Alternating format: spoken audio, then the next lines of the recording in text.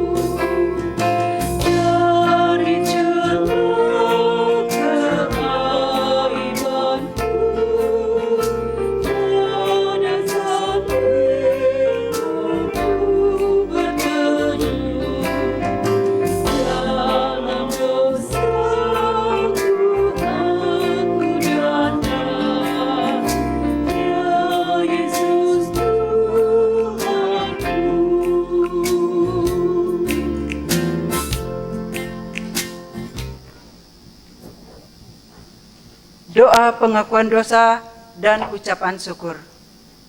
Mari kita berdoa. Kami mengaku di hadapan-Mu ya Tuhan, bahwa kami sering berbuat dosa terhadap Engkau, terhadap sesama kami, terhadap alam dan seluruh ciptaan-Mu. Kami lupa berbelas kasihan terhadap sesama ciptaan-Mu yang ada di sekitar kami. Kami sering berlaku kurang adil, hidup untuk diri kami sendiri. Ampunilah dosa kami, kuatkan dan teguhkanlah iman kami, serta beri hikmah dalam menghadapi hidup ini. Di tengah kealpaan dan dosa ini, kami bersyukur karena kasih-Mu yang tiada terbatas itu telah memungkinkan dan melayakkan kami untuk berbakti kepada-Mu hari ini. Kiranya pujian, doa dan firman-Mu menjadi berkat untuk hidup kami. Kami berdoa dalam nama Tuhan Yesus, Juru Selamat kami. Amin. Pemberitaan firman Tuhan disampaikan oleh Pendeta Medio Repano, STH Emin.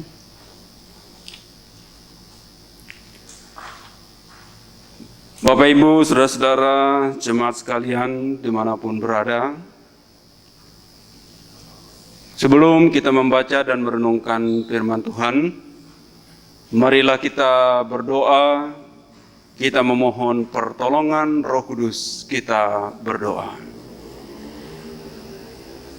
Terpujilah Engkau Tuhan Allah yang Maha Kuasa, yang kami kenal, kami sembah di dalam Yesus Kristus Tuhan dan Juru Selamat kami. Atas segala kebaikan dan kasih yang telah Engkau limpahkan dalam kehidupan kami. Di tengah-tengah pandemi yang sulit ini, Engkau memelihara kami. Engkau memelihara iman percaya kami kepadamu melalui pendengaran akan firman-Mu. Saat ini kami ingin membaca dan merenungkan firman-Mu. Kami mohon Engkau membuka hati dan pikiran kami. Engkau memimpin kami dengan kuasa Roh Kudus-Mu, sehingga kami boleh mengerti akan firman-Mu, sehingga kami boleh menjadi pendengar dan pelaku firman-Mu dengan setia. Damai sejahtera Allah yang melampaui segala akal dan pikiran itu akan memelihara hatimu dalam Kristus Yesus. Amin. Adapun sebagai dasar pemberitaan firman Tuhan sesuai dengan Almanak Gereja Kalimantan Pengelis, dari Kitab Perjanjian Baru, dari Injil Markus pasal 1 ayat 1 sampai dengan ayat yang ke-11 dengan 2 perikop. Perikop yang pertama ayat 1 sampai 8, Yohanes Pembaptis.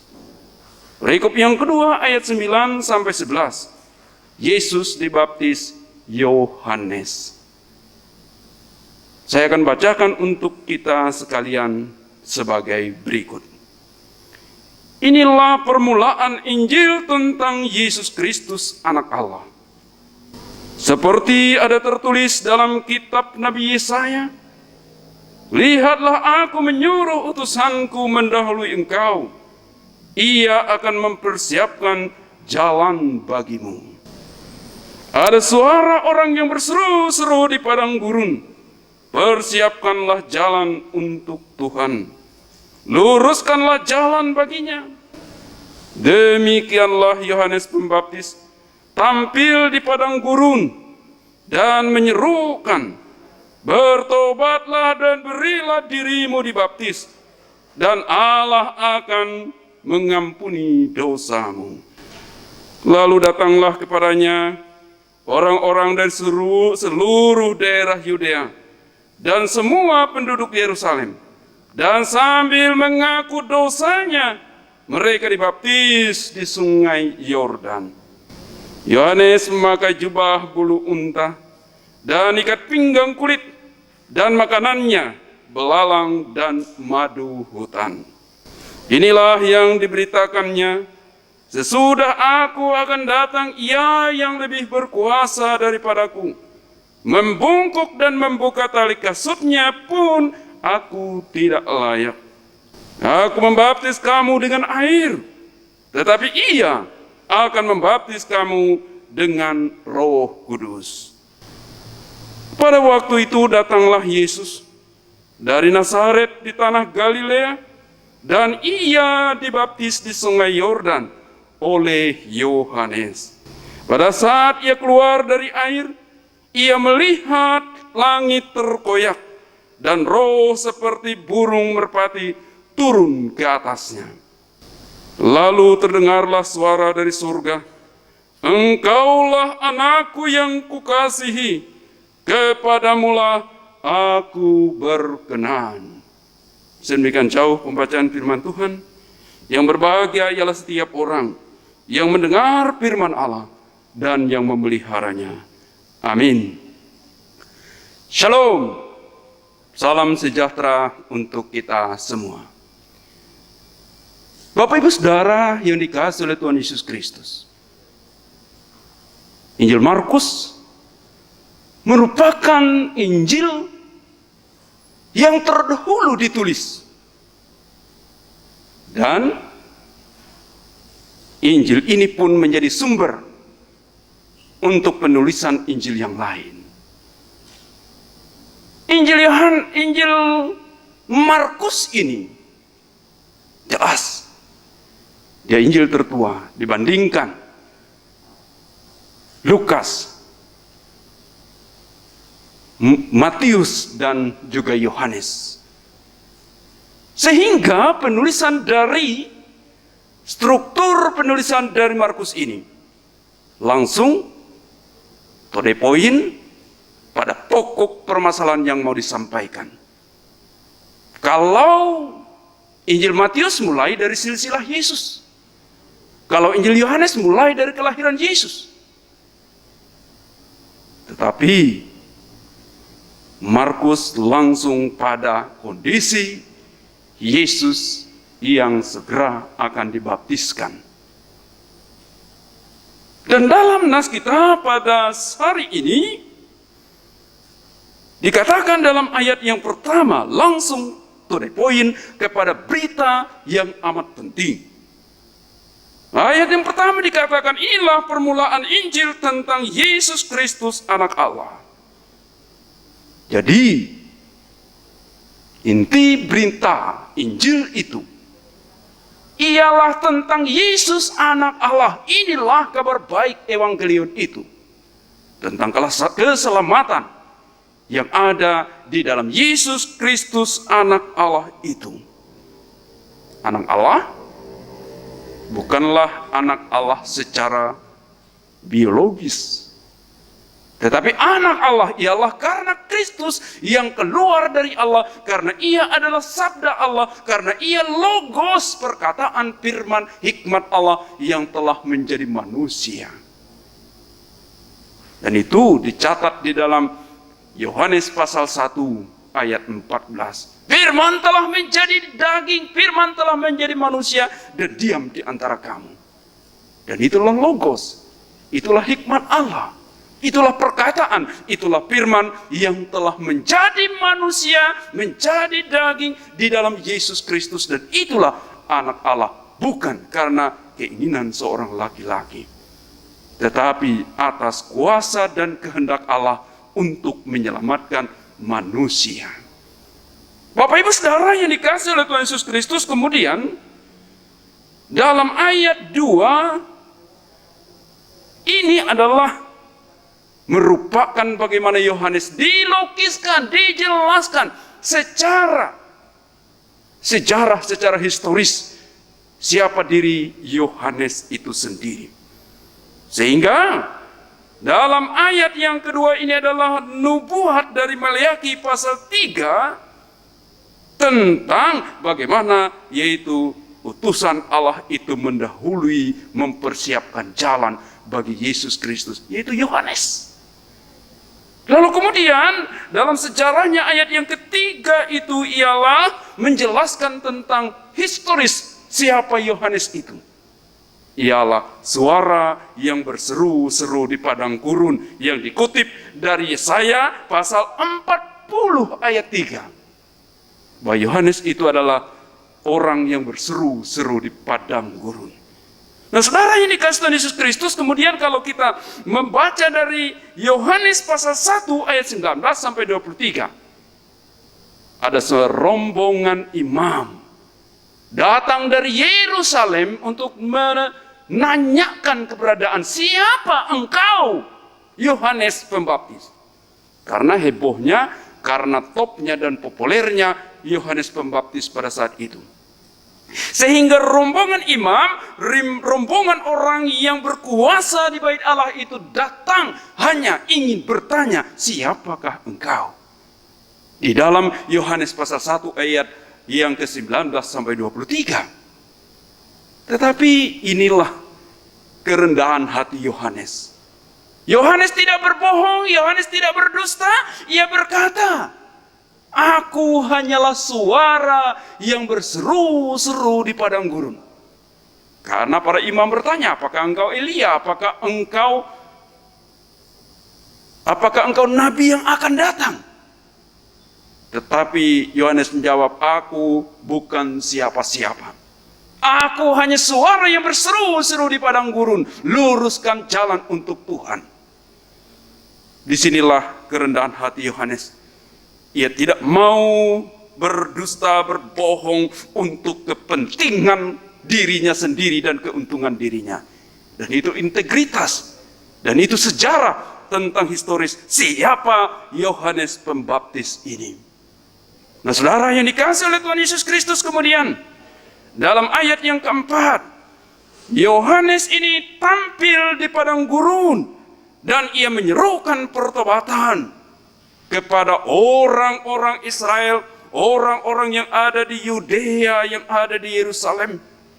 Sehingga dengan seruan dari Yohanes Pembaptis di padang gurun ini, hai kamu, bertobatlah dan berilah dirimu dibaptis supaya Allah mengampuni dosamu. Sehingga akhirnya, saudara, banyak orang-orang seluruh Yudea dan seluruh orang-orang Yerusalem datang berbondong-bondong mengaku dosa mereka di hadapan Yohanes Pembaptis dan memberi diri dibaptis dan dosa mereka diampuni. Dan ini baptisan Yohanes adalah baptisan pengampunan dosa bagi orang pada saat itu untuk mempersiapkan jalan menyambut Yesus Kristus yang akan melayani mereka. Yesus Kristus yang adalah keselamatan dan hidup yang kekal itu. Bapak Ibu Saudara yang dikasihi oleh Tuhan Yesus Kristus, kalau kita melihat dalam ayat 6 dan ayat yang ke-7, ayat 6 ini khususnya ialah vision ataupun apa yang menjadi tampilan dan santapan dari Yohanes Pembaptis. Dan ini yang disebut dengan historis keadaan untuk melukiskan siapa Yohanes Pembaptis. Ia bukan siapa-siapa. Walaupun ia terkenal, walaupun seluruh Yudea dan seluruh Yerusalem datang untuk bertobat di depan dia dan meminta dibaptis. Dia adalah orang yang sangat sederhana. Ia pakaiannya adalah dari kulit bulu unta. Ini adalah pakaian yang paling kasar. Pakaian yang kualitasnya sangat rendah. Apalagi kalau dibandingkan dengan bulu domba yang sangat halus dan nyaman. Tapi ini dari kulit unta pakaiannya. Kasar. Dan inilah kesederhanaan dari Yohanes Pembaptis ini. Lalu ia pun tidak mau menyentuh makanan kebanyakan orang. Ia tidak mau menyentuh makanan raja, makanan bangsawan.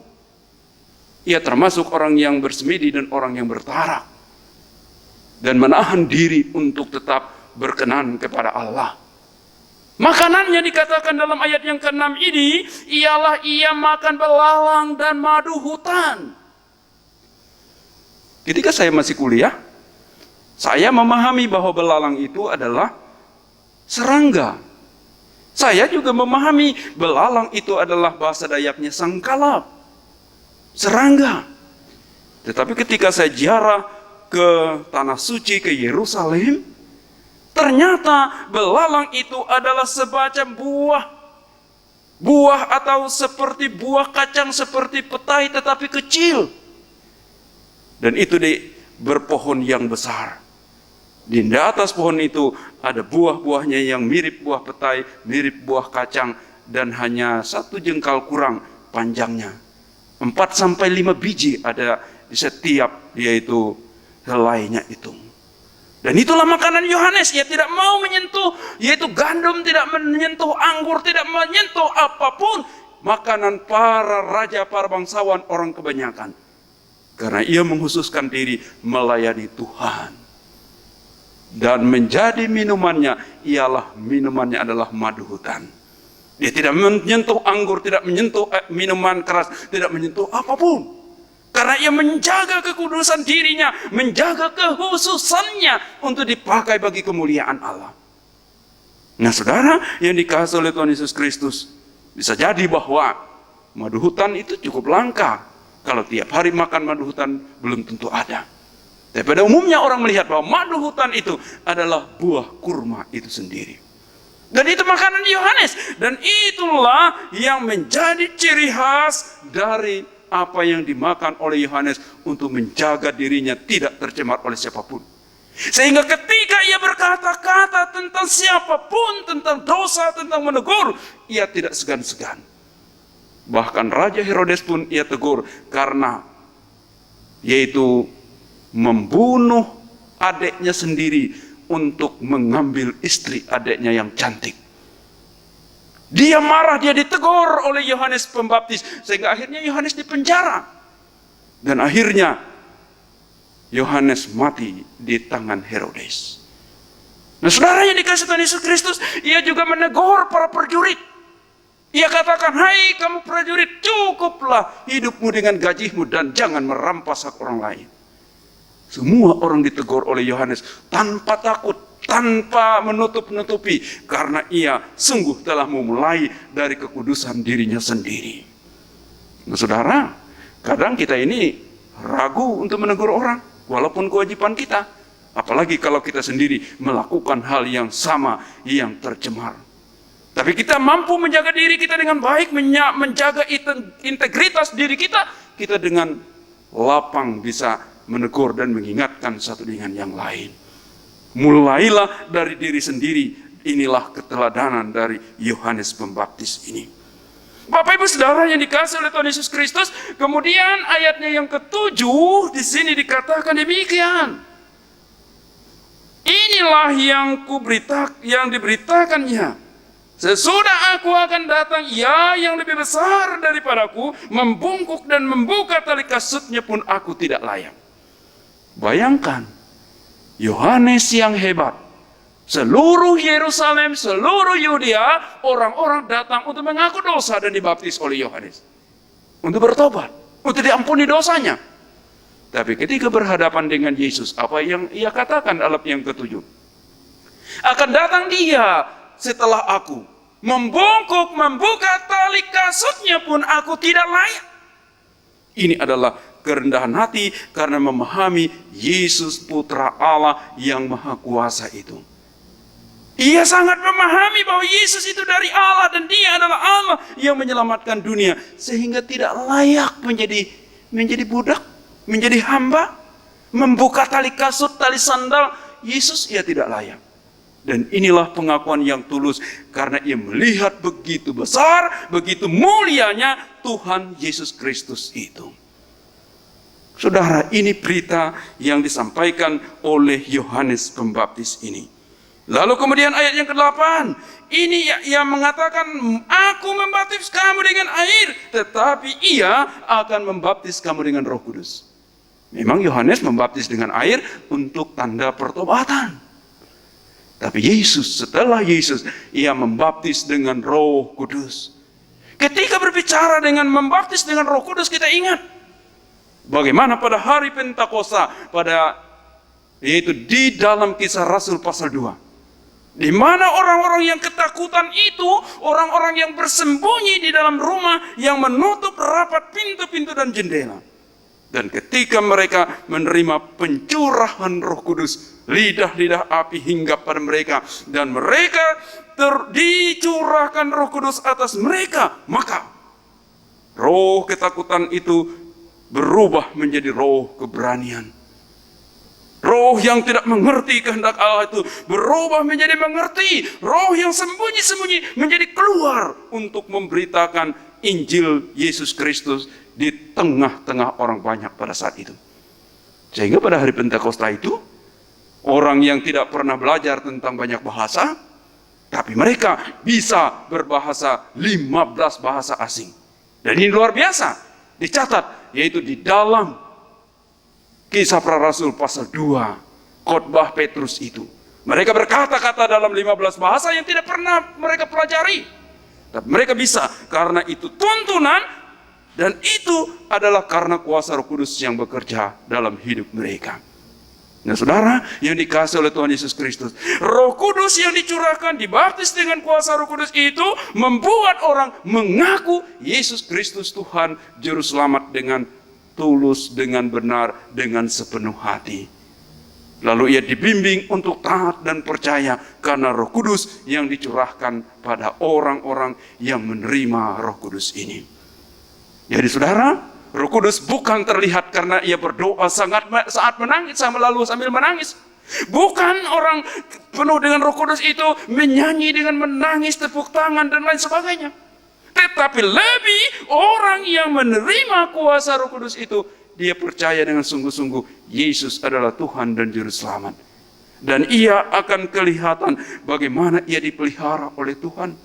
Bagaimana juga bahwa ia sadar takut untuk berbuat dosa, dan itulah bukti bahwa Roh Kudus tinggal dalam dirinya. Tapi kalau orang semena-mena, orang tidak takut berbuat dosa, tidak takut melanggar firman Allah, itu yang jelas tidak ada Roh Kudus di dalam dirinya. Nah saudara yang dikasihi oleh Tuhan Yesus Kristus, kemudian dalam ayat yang ke-9 dan 11 diceritakan tentang Yesus itu dibaptis oleh Yohanes Pembaptis. Pada mulanya memang Yohanes Pembaptis menolak untuk membaptis Yesus, yaitu dalam Matius pasal 3. Tetapi kemudian Yesus mengatakan, mari kita lakukan, supaya menggenapi apa yang dikehendaki oleh Allah.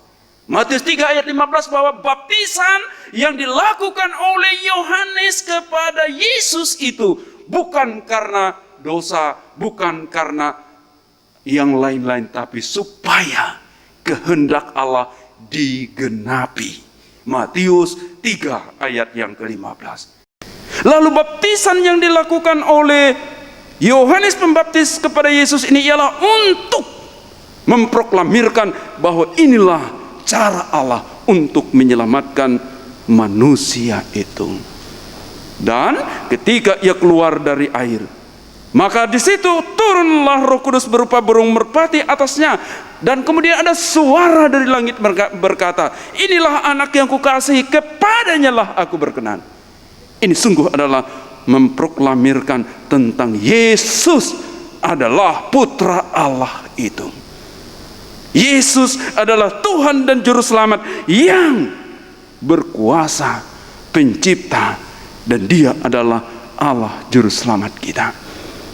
Saudara yang dikasihi oleh Tuhan Yesus Kristus, dari nas ini perlu kita renungkan lebih dalam lagi, ialah sebagaimana orang-orang Kristen, pelayan-pelayan Tuhan harus melihat ada keteladanan yang diberikan oleh Yohanes. Satu, keteladanan kerendahan hati, keteladanan kesungguhan untuk menjaga diri dan kesucian diri. Apakah kita bisa suci? Apakah kita bisa berkenan kepada Allah? Bisa. Kenapa? Karena Allah katakan, jadilah dirimu kudus. Tapi kalau sudah Allah mengatakan jadilah dirimu kudus, maka itu artinya Allah tahu kita ini bisa memelihara diri kita seperti Yohanes Pembaptis ini. Sehingga demikian kita boleh menjadi teladan, boleh melakukan apa yang berkenan kepada Allah. Tetapi yang lebih keteladanan dari Yohanes ini adalah soal kerendahan hati. Tidak mengaku akulah yang paling hebat, akulah yang paling benar, akulah yang paling. Tetapi memiliki kerendahan hati dan terlebih memberikan diri untuk kemuliaan Tuhan Yesus Kristus. Kalau dalam Yohanes 1 ayat yang ke-23, Dia mengatakan, aku ini hanya suara yang berseru-seru di padang gurun. Aku bukan Elia, aku bukan nabi yang akan datang. Tetapi aku hanyalah suara berseru-seru di padang gurun. Walaupun ini ada kesempatan menjadi top, menjadi populer, menjadi hebat, menjadi terkenal, mendapat keuntungan besar. Tapi Yohanes tidak melakukan itu. Karena ia memiliki kesadaran bahwa ia hanyalah pelayan, dialah hanya manusia biasa. Kita kadang-kadang pongah, kadang-kadang sombong, kadang-kadang merasa lebih hebat dari orang lain, merasa lebih dari orang lain, sehingga akhirnya menjadi sombong dan angkuh. Tapi marilah kita melihat keteladanan Yohanes yang luar biasa ini. Lalu keteladanan Yohanes juga di dalam Yohanes pasal 3 ayat 30. Ia harus makin besar, tetapi aku harus makin kecil. Adakah kita berpikir demikian? Dia makin besar tetapi aku makin kecil.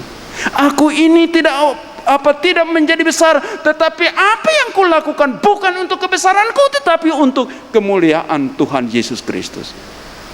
Apa yang saya lakukan dengan berat, apa yang saya lakukan di gereja, apa yang saya lakukan di dalam jemaat, bukan untuk keuntungan diriku dan bukan untuk kepopuleran diriku, bukan untuk kehebatanku, tapi aku bekerja karena Kristus harus makin besar, makin dimuliakan dalam kehidupanku. Dan ini teladan dari Yohanes tercantum di dalam Yohanes pasal 3 ayat 30. Ia harus makin besar, tetapi aku harus makin kecil. Aku ini hanya bekerja untuk Kristus semakin dibesarkan, Kristus semakin dimuliakan dalam hidup ini. Bapak Ibu Saudara yang dikasihi oleh Tuhan Yesus Kristus, kalau kita membaca dari subtema di bulan Januari 2021 ini, dalam Almanak Das Gereja Kalimantan Pengelis, percayalah dan lihatlah perbuatan besar yang dilakukan oleh Allah. Allah di dalam Yesus Kristus yang kita percaya, yang kita taati.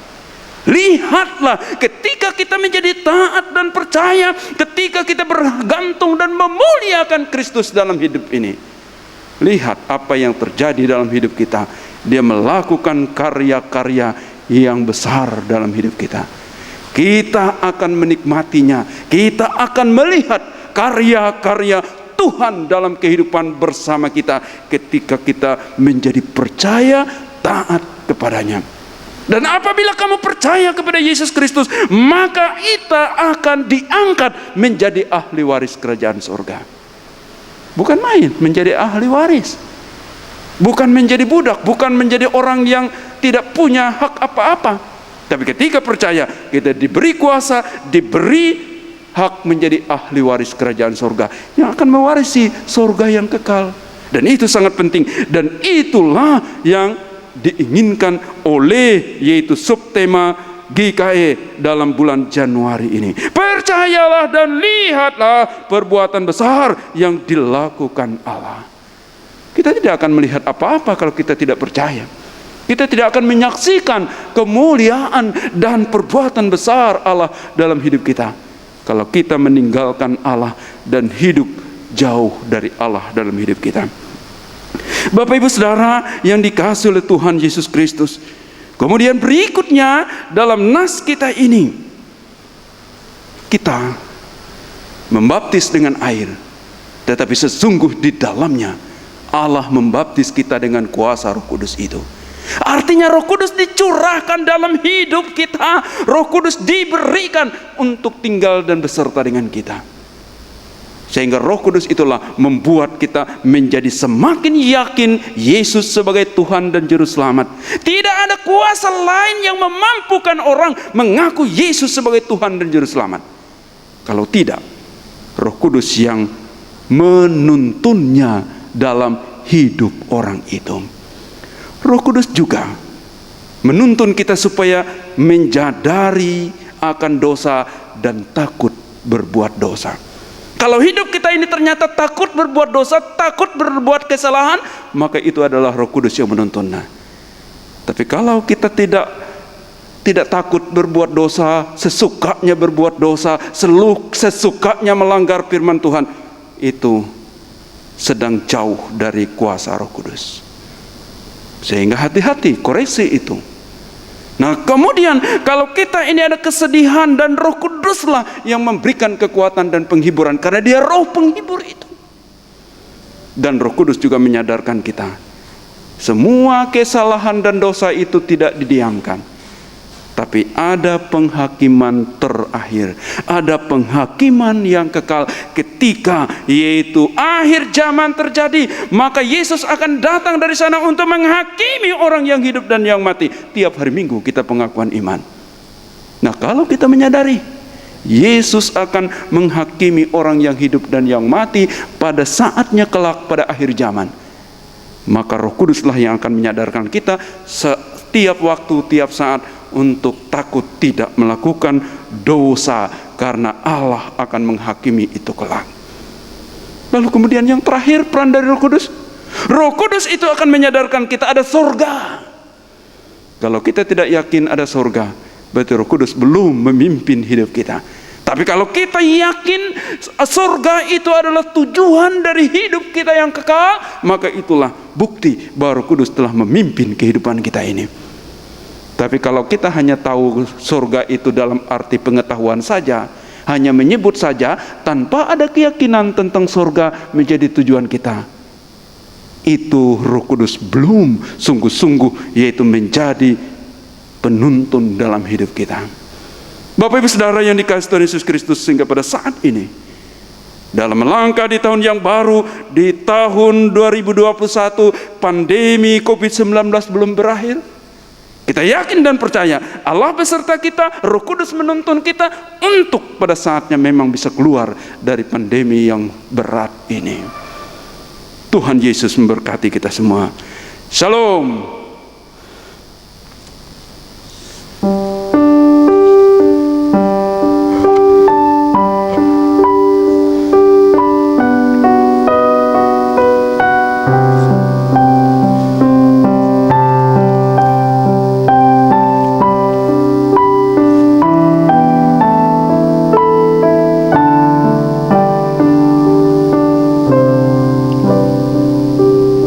Marilah kita bersama-sama naikkan doa syafaat kita berdoa. Kami sungguh bersyukur kepadamu ya Allah dalam Yesus Kristus, atas segala kebaikan dan pemeliharaanmu dalam kehidupan kami masing-masing. Firman-Mu telah menyirami hati kami, sehingga hati kami dikuatkan dan disegarkan dalam ketaatan kepadamu. Terima kasih atas firman-Mu hari ini. Kiranya kami menjadi pendengar yang setia dan menjadi pelaku firman yang penuh kesetiaan bagi kemuliaan Tuhan Yesus Kristus. Untuk kami dapat memelihara keselamatan dan hidup yang kekal yang telah dikaruniakan bagi kami. Ya Tuhan Allah Bapa di surga, kami bersyukur atas kehidupan yang telah Engkau berikan bagi kami. Dan pada saat ini kami telah melangkah di tahun yang baru, tahun 2021 adalah tahun rahmat Tuhan. Tahun yang akan membawa kami ke dalam berbagai aktivitas dan berbagai harapan. Di atas semua tantangan kesulitan itu semua, kami yakin rahmat Tuhan lah yang lebih besar dalam hidup kami. Ya Tuhan, kami ingin berdoa untuk seluruh warga jemaat-Mu yang ada di mana saja berada, yang sedang menyaksikan dan mendengarkan pelayanan ibadah dan firman Tuhan hari ini. Tuhan melawat dan memberkati seluruh warga jemaat. Engkau memberikan mereka kesehatan dan kekuatan. Engkau memberikan mereka kedamaian dan sukacita. Memberkati hidup mereka, memberkati pekerjaan usaha mereka, memberkati keluarga dan rumah tangga mereka masing-masing. Ya Tuhan, kami bersyukur kepadamu.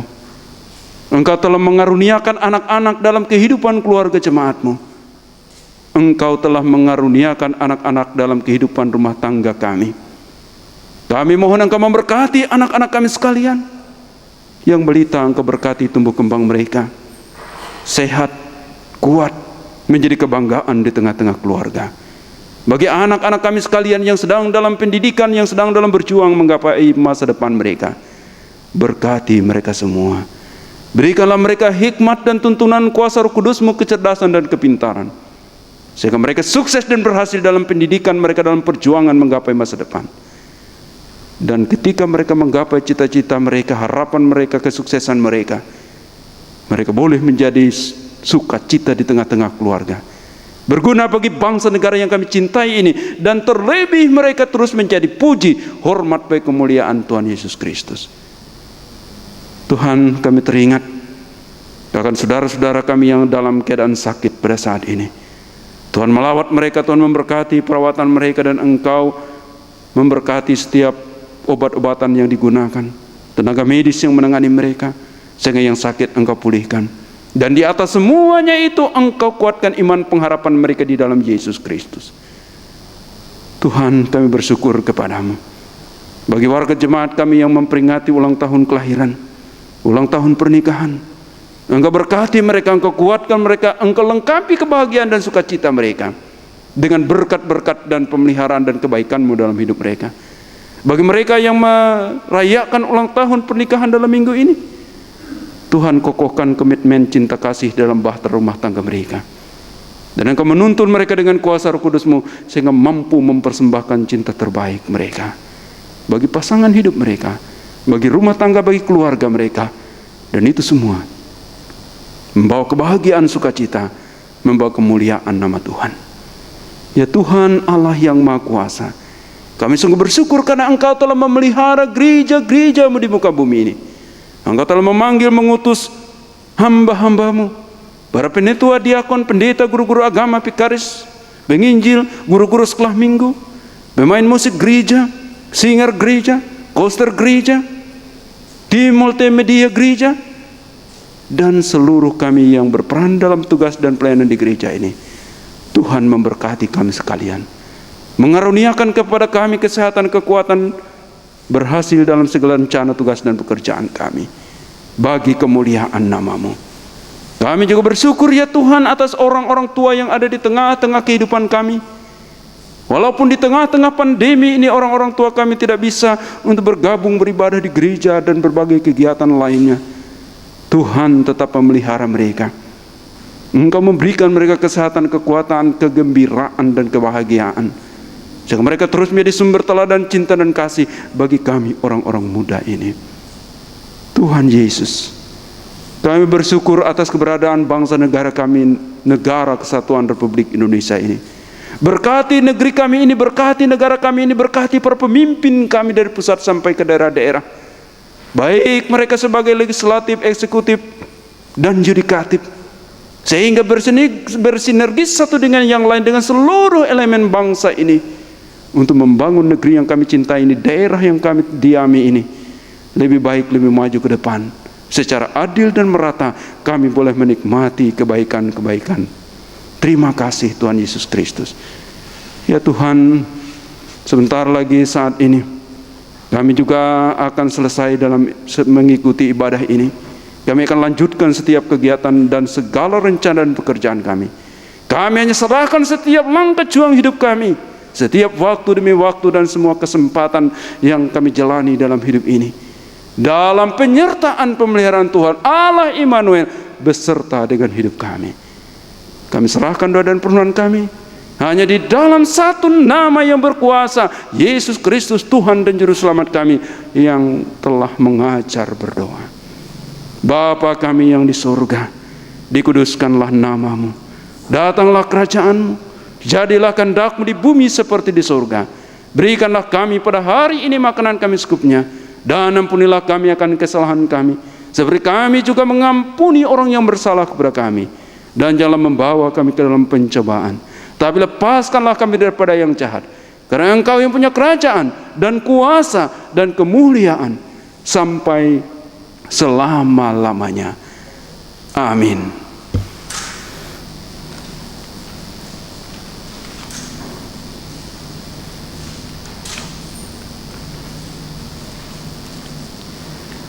Sekarang ada kesempatan bagi kita untuk mempersembahkan persembahan syukur kepada Tuhan. Dengarkanlah firman Tuhan tentang persembahan yang terdapat dalam Amsal pasal 3 ayat 9. Hormatilah Tuhan dengan mempersembahkan kepadanya yang terbaik dari segala harta milik dan hasil tanahmu. Mari kita berdoa. Tuhan Yesus, kami datang mengucap syukur karena Tuhan selalu memimpin perjalanan hidup kami. Hari-hari dapat kami lalui dengan kasih dan pertolongan-Mu. Terima kasih Tuhan. Saat ini kami ingin mempersembahkan persembahan syukur kami. Berkati ya Tuhan, agar dapat dipergunakan untuk pelayanan bagi gereja dan sesama kami. Dalam nama anak-Mu Yesus Kristus kami berdoa. Amin. Sementara jemaat mempersembahkan persembahannya, kita menyanyi dari Kidung Jemaat nomor 387 bait 1 dan 2. Ku heran Allah mau memberi.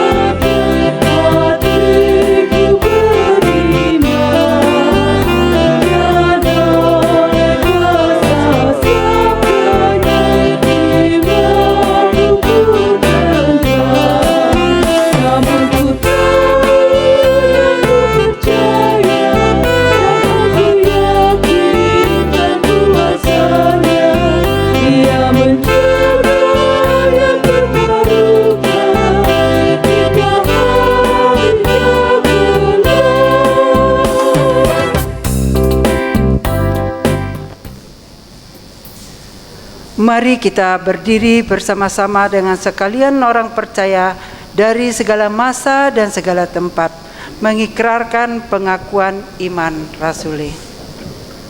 Aku percaya kepada Allah Bapa yang Maha Kuasa, Khalik langit dan bumi, dan kepada Yesus Kristus, anak yang tunggal Tuhan kita, yang dikandung daripada Roh Kudus, lahir dari anak darah Maria, yang menderita di bawah pemerintahan Pontius Pilatus, disalibkan, mati dan dikuburkan, turun ke dalam kerajaan maut.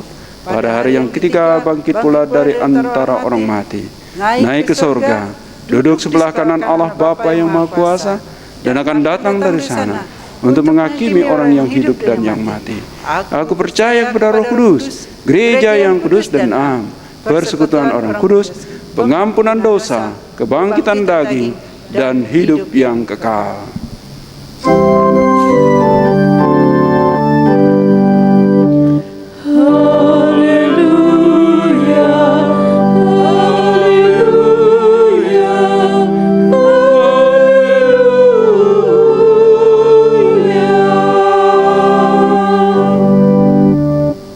Arahkan hatimu dan hidupmu kepada Allah dan terimalah berkat Tuhan. Tuhan memberkati engkau dan melindungi engkau. Tuhan menyinari engkau dengan wajah-Nya dan memberi engkau kasih karunia. Tuhan menghadapkan wajah-Nya kepadamu dan memberi engkau damai sejahtera.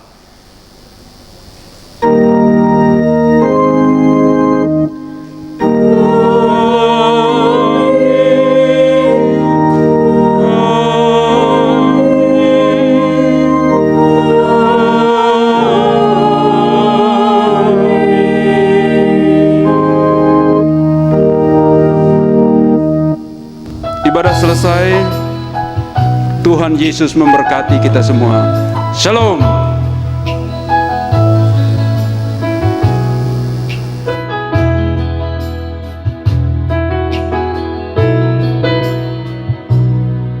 Kami cinta gereja kami dengan cara kami sendiri. Biarlah Tuhan Yesus yang menilai hati kami, betapa tulus dan setia padanya. Kami cinta gereja kami, di sanalah iman kami tumbuh dan ditempa dalam penyertaan kuasa Roh Kudus.